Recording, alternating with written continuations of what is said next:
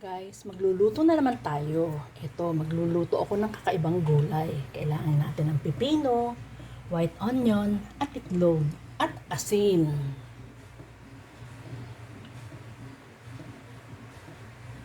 Guys, ating babalatan at hihiwain ng ganito. Tatanggalin ang buto at ganito ang kanyang paghiwa. Medyo may pagka-slanting. Ayan. Guys, eto na. Ganito ang hiwa ng white onion. Ganito ang sa pipino. At eto naman ang itlog. Ngayon guys, maglalagay na tayo ng mantika sa kawali. Para magigisa na tayo. Ang bigat ng mantika ko. Bagong bukas kasi. Ayan. Wait lang. Mainit na ang aking mantika para sa daing na bangus. Yan kasi ang partner ng gulay namin ngayon. Ito naman ang paggigisahan ko. Lagyan natin ng konting mantika. Konting asin ang mantika. Nabaliktad na eh. O eto guys. Lagyan na natin ang sibuyas. Halo-haloin lang natin. Ganyan. And then, lagay na natin ang pipino.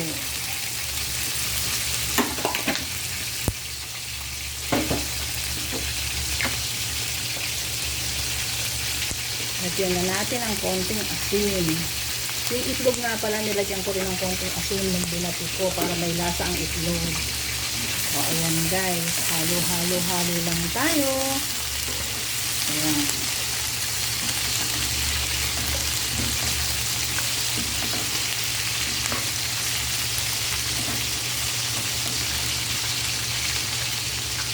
Guys, okay na yan. Huwag naman natin i-overcook. Ilalagay na natin ang itlog.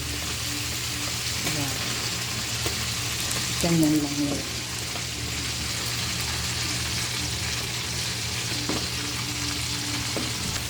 O, ayan guys. Binaliktad ko lang siya. O, okay na yan. Luto na yan. Kung gusto nyo ng mas maraming itlog, pwede naman. Pero para sa akin kasi tama na to. Huwag namang ma-overpower ng itlog ang sibuyas at ang pipino. O, ayan guys. Okay na yan. At eto naman ang aking bangus. Ayan. Okay guys. Thank you for watching. Bye. See you next time.